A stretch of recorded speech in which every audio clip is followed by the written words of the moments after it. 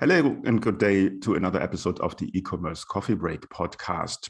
Today we want to talk about the future of paid traffic. The last couple of months have been quite strenuous for a lot of online marketers and store owners with the changes of iOS 14 and 15, and they are basically on the way to find new ways to get more traffic and business to their stores and online businesses. To talk about this business, I have with me a real heavyweight when it comes to the online world, and this is Kasim Aslam. Kasim is the founder and CEO of Solutions 8, one of the world's top-ranked Google Ads agencies. He's also a traffic coach at digitalmarketer.com and a co-host of the Perpetual Traffic podcast.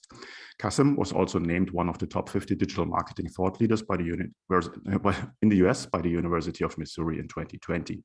His book, The 7 Critical Principles of Effective Digital Marketing, was featured as one of the top 100 digital marketing books of all time by Book Authority.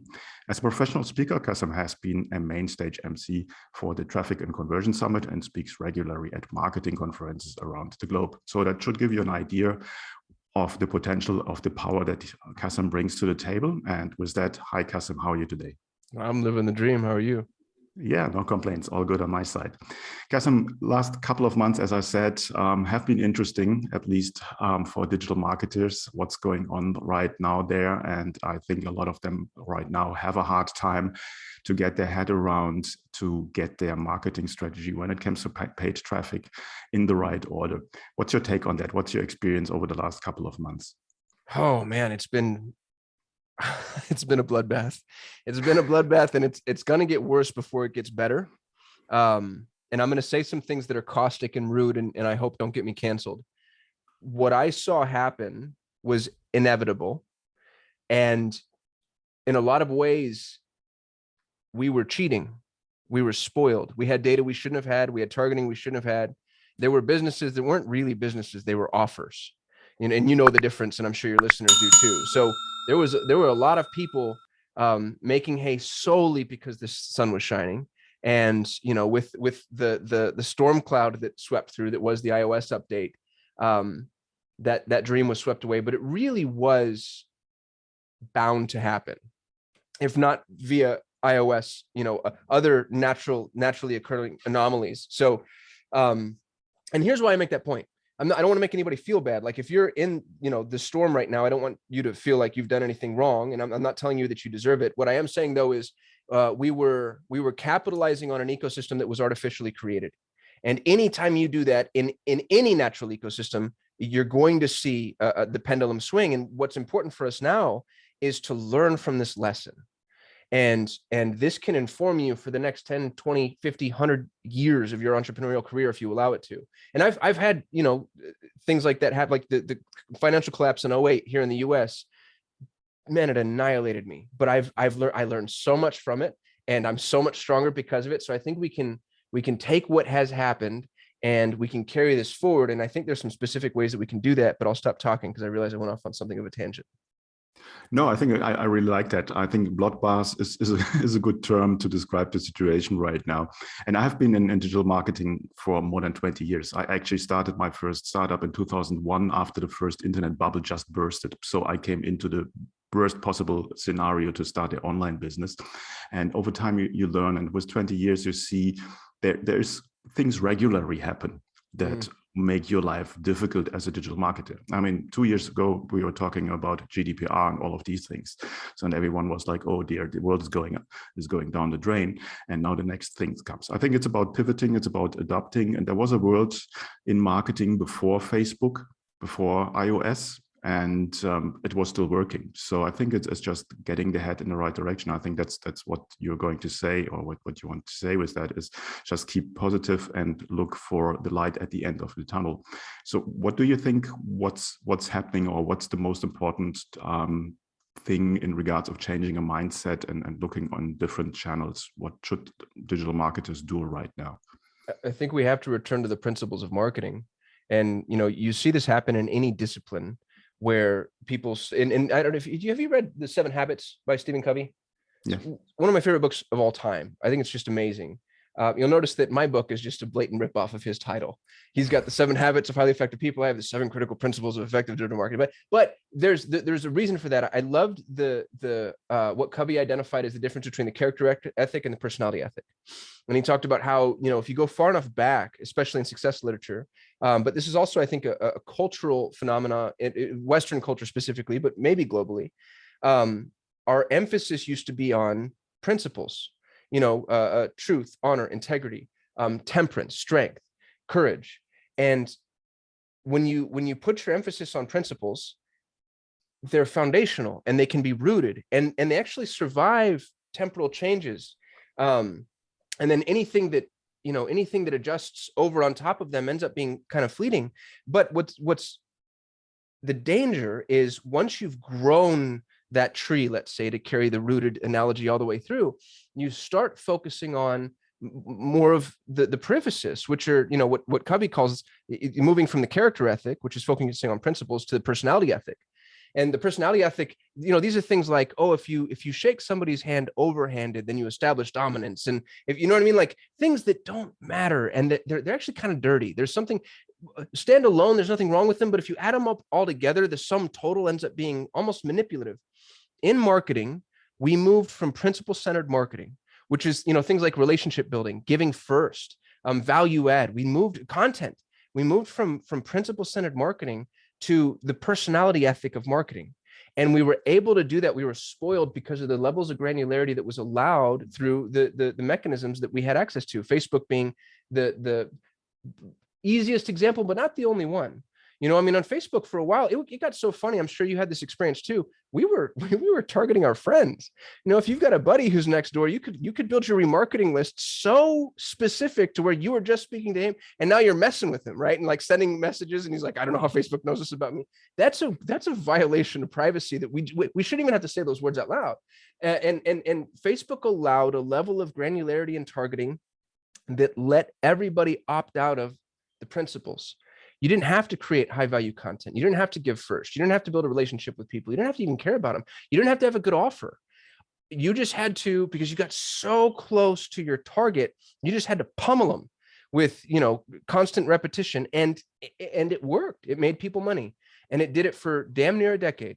And when that got swept away, and I know people were caught in the crossfire. And so I apologize to those of you that have been caught, just if you're collateral damage, I'm so sorry. But this was A, inevitable, and B, necessary. This had to happen because it allows us to return to the principles. And, I don't know if I know you remember this, but if you're listening, the old battle cry of marketers was content is king, content is king.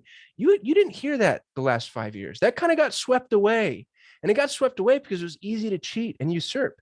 And now all of a sudden, this is what we're starting to hear, content. And when you hear content is king, really think about what that means. If you create value for people that serves them, then you are going to earn their attention. Those are principles. And I think that the lesson that we've all learned, and it's sad that we have to keep learning it. And I'm as guilty as everybody else, by the way. I sit here like I'm, above it all, but I got as swept away, if not more than anybody. But we need to return to the principles of marketing. And they're not a secret. Like we all know what to do. They're just hard and tedious and time consuming. But if we can get there, that's the biggest opportunity facing all of us. Is the entire dominance hierarchy just got leveled. And so you have all these massive leviathans. They're the ones that are suffering the most. If you're a small business or a coach or a consultant or a singular thought leader, this is the biggest opportunity since the advent of the internet. If you ever woke up and got like, oh gosh, I wish I bought the early domain names back in the late 90s when they were schlepping those things, like you're damn close to something of a similar epoch in your ability to begin creating content now. Like right now is one of those, we're going to look back in 20 years and think like, oh gosh, I wish I would have started. Sorry if I went off on a tangent there again, man. I get really passionate about this stuff. No, I think the thought train is absolutely great because what I call it the last, let's say 5, 6, 7 years, specifically with Facebook, and as you said, also other channels, it was sort of dirty marketing. Yeah. That's the best thing I can say, because everyone, it was easy to jump on. It was easy to get the right data. You just need to follow a course for $7 or whatever you downloaded it, and then you started throwing money on and bombarding people from all angles with your cheap marketing message. Specifically, then came drop shipping and print on demand, made it easy with outsourcing. And I see this still nowadays, that people do not have any idea about their value proposition, about their unique selling proposition. So basically the basics of a business, they don't know about anything. They just think, okay, I source a product and I throw it in there and it will sell.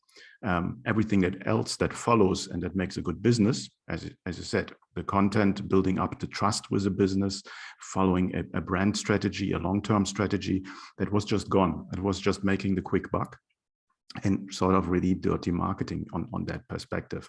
And going back to the basics, I think is important, but it sorts out the mass of the people who are just making a quick buck there, who have not really a huge interest to build up a brand, to serve their customers with content and all of these things.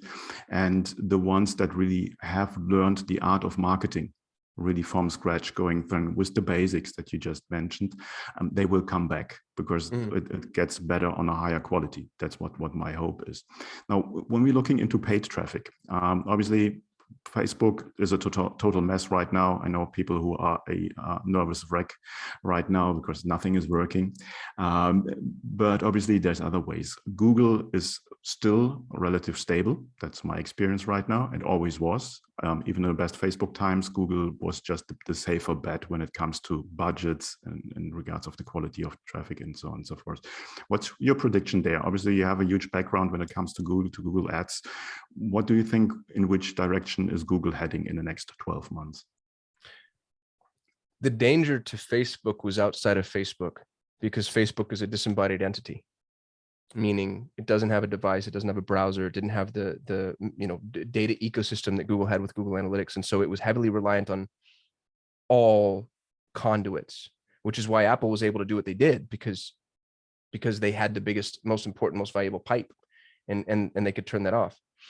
Google doesn't have that danger because Google is such a colossal engine. People think Google's just a search engine. Nothing could be further from the truth. Google is, the largest free email tool on the planet, and they're reading every single email and collecting all of those data points. Google is Google Analytics, which is on every front-facing website on the planet, effectively. Which means, if you think about what Google knows who's cheating on their spouse, who's in Narcotics Anonymous, who's about to go to bankruptcy, who's getting a divorce. You know what I mean? Like, Google knows. In April of 2015, this is a published case study. You can find this online in a quick search. Google was able to tell a woman she was pregnant before she knew, based solely off of her search and communication patterns. This was 6 years ago. And what's the law that says that machine learning doubles every 18 months? Is that Moore's law? Yeah. So think about the speed at which that damn thing moves. And I say all that, I set the foundation to say this. The danger to Facebook came outside of Facebook. The danger to Google is going to come from within Google. It's you versus Google. I run a Google Ads agency. I have 200 clients that I run Google Ads for. We are fighting against Google every single day.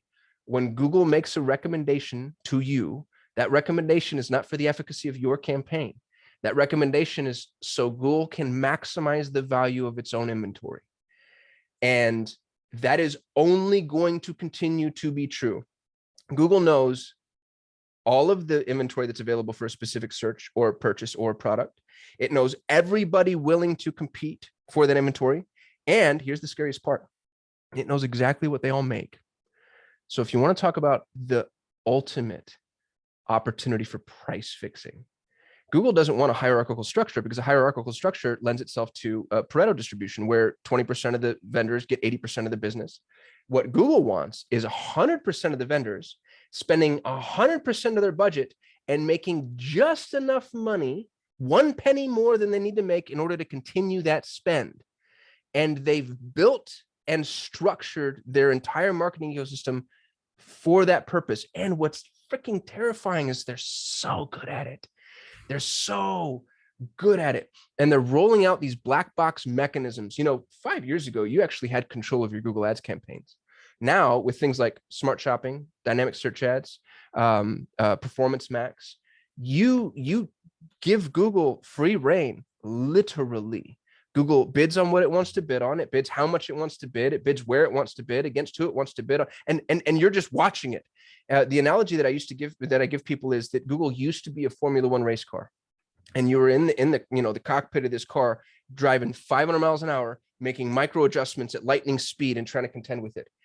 Now, Google is a interstellar spaceship, and when you're traveling at light speed, you don't get to make those changes yourself. You rely on the machine, and then you calibrate the machine.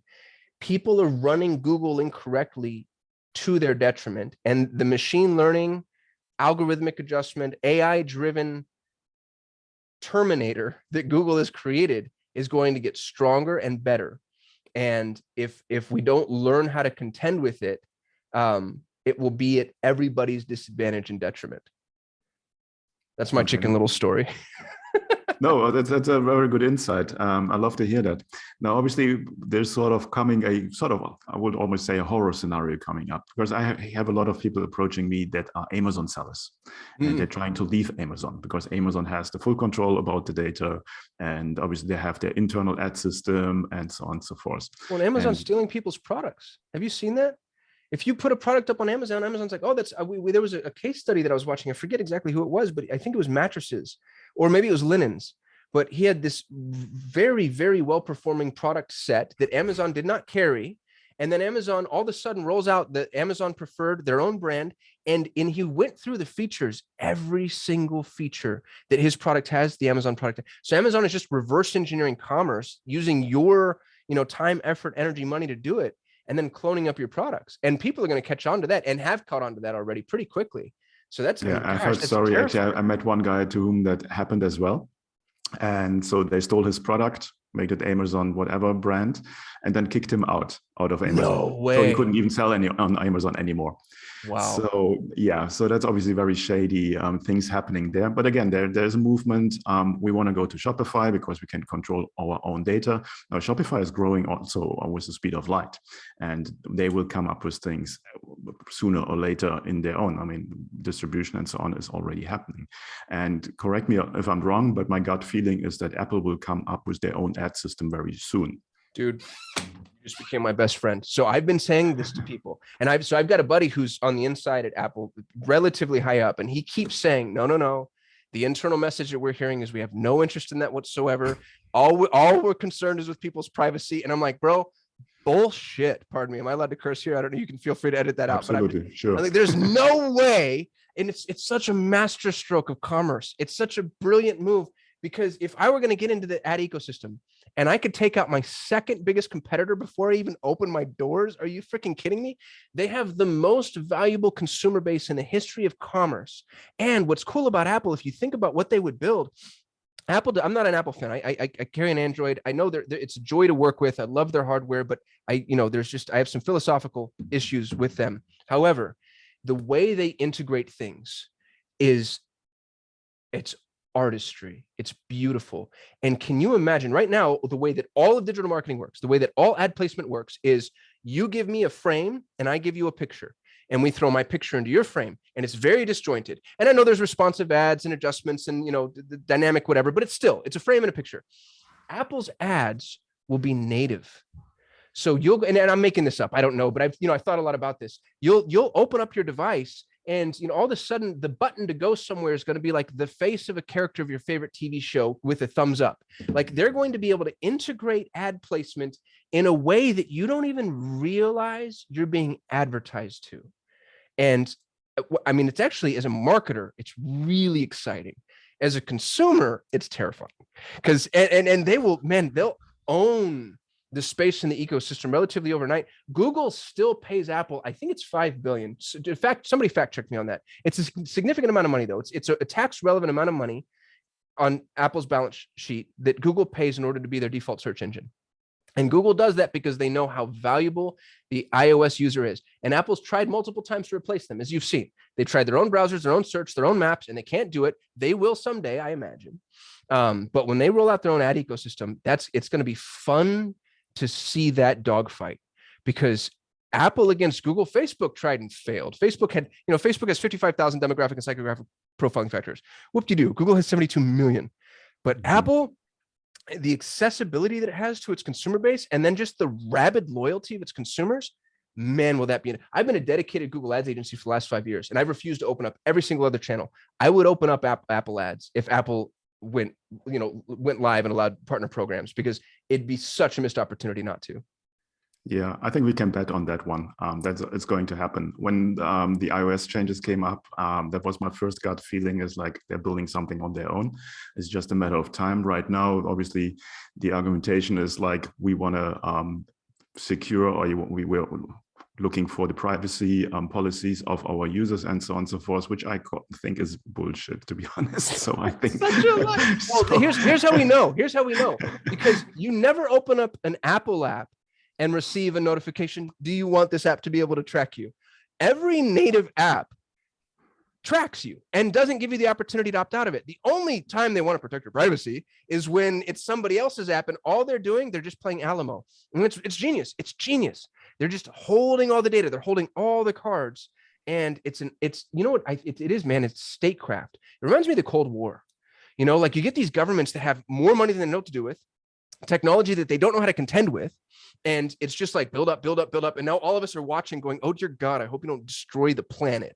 That's these $1 trillion brands that are more powerful than most governments. And on certain levels of analysis, all governments are at literal war, depending on how you want to describe it. You know, it's not blood, but it's money. And, you know, those two things are very close in terms of their importance and how we tend to calculate value. And they're striking at each other. These are missile strikes. You know, Apple with iOS 14 and now iOS 15 cutting off email. Are you freaking kidding me? It's insane. And it's brilliant all at the same time. Like it's like the evil genius that thought that up. It's unbelievable. But, and what's going to be interesting too, is when people start to fire back, you're going to start to see the deprioritization of iOS apps in other ecosystems. Amazon Web Services. Amazon hosts what, like 70% of the web?